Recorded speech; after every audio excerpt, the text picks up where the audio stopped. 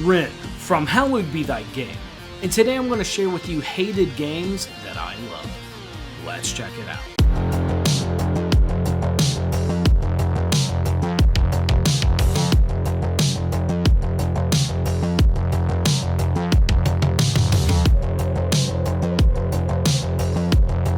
Welcome back to a special episode of Hallowed Be Thy Game. Ren here, and I am extremely excited to kind of touch on a subject I've wanted to for a while. I always try to keep things pretty positive here on the channel, much to some people's chagrin. However, today I'm going to kind of do the best of both worlds. I'm going to try to keep things positive, but I'm also going to be talking about games that I am always criticized for loving, and these are just games that I'm just a hardcore fan of. However, if you enjoy the types of videos you're seeing on this channel, please consider liking and subscribing because it's just the best way to help support the work I do here on the channel. And yeah, I cover a wide range of topics from pickups videos, hidden gems, and reviews and tips and tricks. But as we get to today's list, what's a game that has a pretty sizable hate campaign against it that you just find yourself enjoying? Anyways, let me know down in the comments. But without further ado, let's get started. Now, the first game on today's list is kind of a unique entry, and that is Hero Must Die Again. Now, this is a game that I understand why the majority of people who've played it have some kind of misgivings about it. It's not because it doesn't have an extremely unique story. I mean, it covers effectively the last days of a hero's life. He's granted 3 more days after he sacrifices his life to slay the big evil in the world, put his life in order. No, really, it's not from the character designs because they're fantastic in this game, especially for those who are a fan of waifus, but this game has a time mechanic, yes, but despite the use of time, it's something that I very much enjoy. Now, time is very much a resource in this, as every action you do take away from the timer of being able to do as much to set your affairs in order to put the kingdom on the best path forward now that you know you're going to die. It's a very endearing story to me. I've always been a massive sucker for the fallen hero, the hero to give his life in a great sacrifice for those he loves. I mean, I think that's kind of endemic to a lot of people, but for me, it's just something that just resonates with me on a very deep level, and I just found myself falling in love with this game. But most people I've recommended this to, they really hate it. They aren't really even willing to give it a try because you have to manage time in it, but it's just a resource. You could view this as like a roguelite in effect, that you're going to have a run of the game and you're going to manage the time and try to build up everything to the max in the time you have left. But there's ways to kind of improve your run and whatnot, but really a game that people overlook, unfortunately, because of the time mechanic. Let's be real, time is never the most fun of mechanics. Do I wish it was there? No, but I still find myself loving this game despite all the hate. Vampire Hunter D is a franchise that I've been in love with ever since I was, 8 years old, and I first saw it on Cartoon Network many decades ago, and I've been a massive fan of it ever since. I really I think like most Western fans, I discovered the series with the original movie anime, which I would put as one of my top 20 favorite films of all time. But Vampire Hunter D Bloodlust in particular is what galvanized my eternal love for it, and it's not often that a sequel can be so much more celebrated than the original IP that you were introduced to it. However, from there, I would just dive into the books, the manga. I've just loved it ever since, but I always wanted to play the PS1 game. Now, much to sheer stupidity, I didn't realize that it was localized and released in the West way back in the day, because when I first discovered it, when the movie was coming out, it was still only at the time announced in Japan. It wasn't really clear if it was going to release in the West. And I'll be honest, back then I wasn't consuming video game media. There wasn't really an avenue at that age for me to be able to understand where to look for game announcements, or especially more obscure ones. The video game adaptation of Bloodlust, which I would put my top 10 favorite films of all time, and it's my favorite animated film of all time, it's definitely a flawed classic. And a lot of people, like when I talked about this game, I just was, endeared by a lot of the other fans of the game, but there was a lot of people who just hated this game and really flamed me for enjoying it. And I was really disappointed by it because I would consider this a great experiment. Movie adaptation video games are pretty trash, and even though this one's very rough around the edges, I would say this is a great blend between like a Devil May Cry style of action adventure hack and slash and a Resident Evil game. No, it's by no means perfect. However, I love the art style, and even though it has tank controls, I'm an older gamer. I've never been really bothered by tank controls, but especially in this case, outside of having to do a little bit of platforming with tank controls in a very small section of the game, I found myself falling in love with this. It was a game I wanted to play forever. I was able to emulate it on the Steam Deck, and yeah, since then I've been able to pick up, the physical copy of the game. I love it, and it was one of my favorite gaming achievements of last year, I believe. It's been a wild year, but I couldn't get enough of it. And yeah, just the atmosphere of it. It doesn't follow the storyline of the movie one-to-one. There's some interesting switch-ups. However, they got a lot of the voice actors into the video game. It's got really cool CG cutscenes. I'll be honest, I'm a mega fan of Vampire Hunter D, and I love this game, and I would love to see it get kind of like a modern port. I don't know if like a limited run or somebody could look and work with, I think it was Jellico or someone, to be able to port this to modern consoles. But yeah, it's not because I think it would have a grand resurgence, but my heart kind of mourns because Vampire Hunter D is very much fading into obscurity, and he's just hardcore. He's the original tall, dark swordsman. I love Guts, I love Berserk, but Vampire Hunter D is legit old school. I think the stoic, silent hero, that trope still holds up for me, and I think it does for a lot of people. And I really hope that in some way, shape, or form, Vampire Hunter D can make a resurgence, come back maybe in video game form, maybe in a new animated movie. But yeah, I love this game, and it just breaks my heart that Vampire Hunter D is fading away. Now, next up, we have Poison Control. This is definitely more of a deep cut style of game. It's really weird because most people every time I mention this game, a lot of people just state that they really just did not like this game at all, which I find really odd because it's a really unique game to where it's kind of a third-person action shooter, but there's also an environmental mechanic where you're going to be clearing out kind of void, poisonous zones. It's a unique, cool, quirky, kind of anime-ish style story. It's really fun, but I don't know why. The few people that have played it, I don't know if they just had bad experiences, they didn't like the way it performed or whatnot. I really didn't have that issue. My enjoyment of this game was really through the roof. I really love this game. I was so happy to be able to get with a friend on Twitter. I believe it was at Coop on Twitter, and be able to get his copy of the Switch Collector's Edition. I cherish that. And it just really kind of breaks my heart that this one came and went, and the majority of people I talk to, they just kind of blow it off, or they didn't like it, they didn't really give it a chance. And it's a game that I wish had more people take a chance on it. And it was one of the games that kind of inspired me in a way to look deeper into the Switch's deeper catalog of hidden gems. I think this is one more people should have given a shot, but I think just enough people gave enough bad press on it that a lot of people just blew right past it, which is a shame, because this is one I think a lot of people would have fun with if they just give it a shot. Daemon X Machina is a game that I was so hyped for when it was released.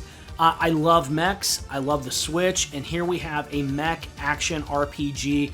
Effectively, Armored Core come to Switch. Before Armored Core had kind of made this massive resurgence, Daemon X Machina was completely flamed to the ground. This is the game that I actually, if I'm right, is the first game I caught a massive amount of flack for even mentioning in a positive light on the channel, which is a darn shame. So many people are like, well, this game doesn't have a story. Maybe I'm just a shallow human being, but the gameplay is freaking off the rails. I love the way Daemon X Machina plays.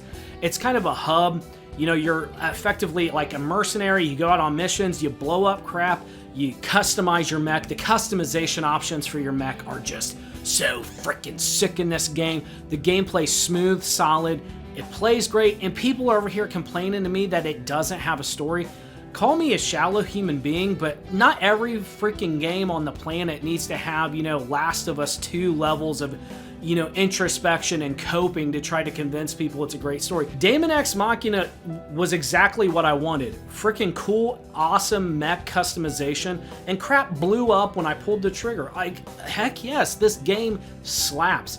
So many people hated this game, and I really, at the end of the day, 99.9% of everybody who flamed me in the comments was just complaining about the story. I get it. It's literally non-existent. There is probably a story in there. Don't pick up Daemon X Machina if you're a story, purist, okay? But if you just want some mech action fun, this is at the tip of the spear. I cannot recommend this game enough. Persona 5 Royal is by no means a hated video game. I would dare say it has one of the largest fan bases and most passionate fan bases of JRPG fans there is. So why is it on here? Well, it's not. Persona 5 Strikers is. Okay, look, a lot of people just wrote this game off as it's just a Musou game. Even most recently when I talked about this game, people were getting tilted in the comments that I would recommend a Dynasty Warriors Musou game. For everybody who throws that argument at me, I would dare say none of you played Persona 5 Strikers. Yes, I know it's made by the classic Dynasty Warrior style game. Yes, I know there's a lot of enemies on the screen. But if you discount this game as nothing more than a Musou style game, you straight up have not given this game a chance. It is an ingenious blending of the press turn battle system, a turn-based tactical strategy style combat system, and applies it flawlessly, and I do stand by that, flawlessly to an action RPG genre. For people who are constantly complaining that bosses are too spongy in this game and take way too many hits, you're not utilizing buffs and debuffs. You're not targeting weaknesses. You're not building your team. It is a Persona 5 SMT style combat system to where you have to target weaknesses. You have to build your party to defend against your weaknesses. You have to buff. You have to debuff. It is incredible. And I'll be honest, I really hope that all that flack against the Persona 5 Strikers model does not prevent us to just being locked to just dancing style Persona spin-offs. This was a full effort action RPG, and I cannot recommend it enough to somebody who's literally wanting something different yet familiar at the same time. It's a really fun kind of summer adventure story with the Phantom Thieves. All the characters are there, their personalities shine through, the camaraderie. It's more Persona fun, and it's definitely more lighthearted than Persona 5, at least in my book. But you have just the excellent, very intriguing adaptation of the press turn battle system with an action RPG. It slaps. I don't care what people say. There was no way on God's green earth I was going to get through this list without shilling, and I will admit, I'm about to shill some Dusk Diver too. There is so much heresy I see online of people flaming this game as just being a cheap sequel to the original. Lies and slander. Dusk Diver 2 is virtually an improvement over the original in every possible way. And I love the first Dusk Diver, okay? I am the unofficial Dusk Diver ambassador to the West, and one day I will be the official ambassador for Dusk Diver to the West. However, until that day happens, so many people say, well, you only spend time in one city in Dusk Diver 2. You did not play longer than 20 minutes of Dusk Diver 2. There is just a full-fledged multiple locations you can visit, multiple cities you can visit. The combat is so much more improved in Dusk Diver 2, it is laughable to suggest otherwise. There are so many other characters that you can play as than in the original. The original, I love it, but people just diss on 2 like the battle system was such a cheaper imitation. Lies and slander. Not only do you play as different characters, there's such a wide different moveset of abilities. There's so many more upgrade paths and options, so many more locations to visit, and Taiwan's culture shines through. It is unimaginably good, and so many people just kneecap this game as, well, it's not as good as the original. Y'all didn't play this game. It slaps so hard. I don't care how much hate I get for loving Dusk Diver 2. It is truly criminally underrated. I love Dusk Diver 2. I love the characters. It just has fun, unique, kind of just vibrant colors and city locations to go to. Just so many more activities you can engage in. So many more subsystems to just have fun with that aren't overly complicated. The game's easily digest. It's plays infinitely better than the original. Combat is much more fluid. Boss fights and enemy designs are more varied. There's just more to do. It's literally infinitely better than the first, and I love the first as one of my favorite hidden gems on the Switch. More people needed to give Dusk Diver 2 its dues, and it still tilts me that it got kneecapped. I have a bit of a nuanced pick here with Metal Max Xeno Reborn. I want to state, Metal Max Xeno Reborn is a reimagining of the original release that was locked to the PS4 in Metal Max Xeno. Metal Max Xeno is a turn-based JRPG where you upgrade your unit. It's a post-apocalyptic game. It's fantastic. I have literally little to no complaints about the original release. I think it is the superior game, and it is a crime against nature that it is locked to the PS4 and it has slipped into obscurity. It should never have happened. To my knowledge, the new dev team with Reborn was wanting to make a new style video game. They wanted to remake Metal Max Xeno with kind of like a Final Fantasy XII style of action RPG. It was a big experimentation and it completely flopped with the existing fan base, which I'm going to be honest, it was a poor decision to just not make a new IP. However, here we are. Metal Max Xeno Reborn gets flamed constantly. This was the first Metal Max game I played, and I love it. I really do.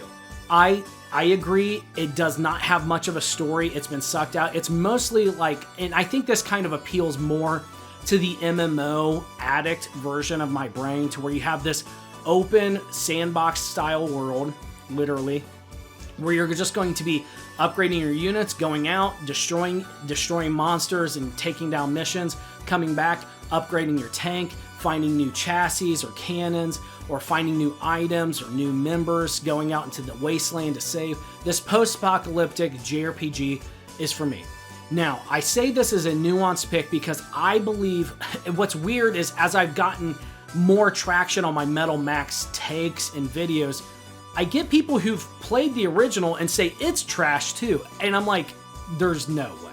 For anybody out there who can look past having a take that's different than Metacritic, for anybody who's even remotely open to something different, I'll be honest, Metal Max Xeno is a great game. It has gorgeous characters, it has a really unique, intriguing story, and it's extremely fun and addicting to play. Like, I think anybody who's just a fan of turn-based gaming can play the original, have fun. Shockingly, it's the internet. A lot of people get uber tilted over anything. It's really weird. Anyways, a lot of people don't seem to like even Metal Max Xeno. But the people who did, a lot of them don't like Reborn. And I'm going to be honest, I can't really argue too much with them, but I still love Reborn. And Metal Max Xeno is one of my favorite hidden gem games of all time. It's fantastic. And I really hope it can come to Steam. It can come to Switch. And I think it would have another chance at life, but I'm afraid for the future of Metal Max at this point. Xenoblade Chronicles 2 is proof that evolution can move backwards sometimes. And that's because on Twitter, every 6 months or so, almost to the T, this and Persona 4 would get the weirdest, most cringiest hate campaign because people hate waifus. Okay, does Xenoblade Chronicles 2 have next level waifus? Yes. Who cares? It's still a fantastic game. I don't understand why so many people get so tilted about waifus in a game and they go to social media and proceed to just kick up the same hornet's nest that is kicked up almost to the dot in a 3 to 6 month time frame. It's due. Who knows? If this video ever takes off, it'll kick off again, I tell you. Pyra and Mithra are just two of waifus that just tilted people so much. Yes, they're very sexualized. I get it, okay? However, so many people just completely discard, and they have very vehement feelings against Xenoblade 2, and they've never played it. So inevitably, some game journalist or somebody out there will, against their better judgment, give Xenoblade 2 a try and be like, oh my gosh, this is actually a halfway decent game, despite, and then, they insert the same paragraph. It repeats on a cycle. Look, I'm not trying to be inflammatory here, but this is an argument that happens constantly, I feel like. At least until I took a big break from Twitter or X or whatever it is now. But Xenoblade Chronicles 2 is what started me into the Xenoblade world. It's phenomenal. The story is intriguing. The world is living and breathing and sucked me in. I love the characters. And hey, you know what? Rex is a Chad. I have been validated in time. That dude a Chad. And people couldn't take the Chad energy, okay? Anyways, I don't want to get into spoilers, but a phenomenal game. It pulls no punches later in the game. Some of the most difficult and challenging and rewarding super bosses I've ever personally fought in a game. But yes, Xenoblade Chronicles 2, for anybody out there who's a fan of MMOs and waifus, it's right up your alley, okay? I mean, still in my top 10 favorite games of all time. I love it, can't recommend it enough. Now, rounding out my controversial list of games that people hate that I love, Soul Hackers 2. This game was doomed from before it even released, and it breaks my heart. A lot of people got very upset because Atlus released Day 1 DLC for this game. I'll be the first to say, I hate Day 1 DLC. But as much as I love Atlus, they re-release their games at full price all the time with effectively Day 1 DLC included. New story routes, Persona 5 Royal, Persona 4 Golden, Persona 3 Portable, or The Answer, or SMT 5 Vengeance. They just re-released the game with a brand new storyline added, but with brand new gameplay mechanics. This is something they've done for a long time. Every game they release, to my knowledge, on the 3DS has Day 1 DLC on it, okay? The hate campaign against Soul Hacker 2 took off like crazy. And it didn't help that the dungeon design in Soul Hackers 2 is effectively like PS2 level of effort, okay? It's very, very like hallway, very repetitive style gameplay. However, I love this game. Shiro Miwa is a god among character designers, okay? His work on the Seventh Dragon series is legendary. The art for Soul Hackers 2 is bar none some of my favorite in all of Atlus's catalog. The man's a genius, okay? I love it. The gameplay is solid, unique, and it's just the classic quality SMT style turn-based combat I've come to love more than anything else in all of turn-based gaming. The kind of blood frenzy around the anger of Day 1 DLC, which I'm going to be honest, I think a lot of it was the pricing of it was just way too much, okay? I completely agree. They charged way too much for that DLC. I'm not trying to be too mean here to anybody out there who feels different, but to say that that DLC was integral to the storyline is not true, okay? I played this game before it released. I was fortunate enough to get it. You do not need the DLC in the slightest to have a full-fledged, excellent experience of this game. Soul Hackers 2 got done dirty. I think it's an excellent game. I'm not saying it's the best SMT game of all time, but it's by no means in the bottom half. It's a great game, and it just got done dirty. And to this day, I still get comments on my videos, people uber tilted that I like that game. It baffles me. But Soul Hackers 2 is just excellent. And you know what? It's dirt cheap now. Soul Hackers is, I hate to voice it. I don't want to say dead. I think a snowball would have a greater chance in the 7th circle of hell of surviving than Soul Hackers does of coming back. And it's because of just this massive hate campaign, and it completely nuked the hype around the game. And it just, I'm still bummed about it, okay? Anyway, Soul Hackers 2, I recommend it still, and it's dirt cheap now, okay? So there's that. That's good. So if you're willing to give it a shot, you're not going to be out too much money. And with that, those cover the games that people hate that I can't help but love. Anyways, did you enjoy this type of video? I'm not sure. I'm not sure how this one's going to go down. So I'm kind of bracing for the comment section, but I would love to hear what's a game that most people hate that you enjoy. Let me know down in the comments. Let me know, are there any on here that you like? I would love to know if it's just me out there. Like and subscribe for more video game and JRPG content. I wish you all the best, and I'll see you next time.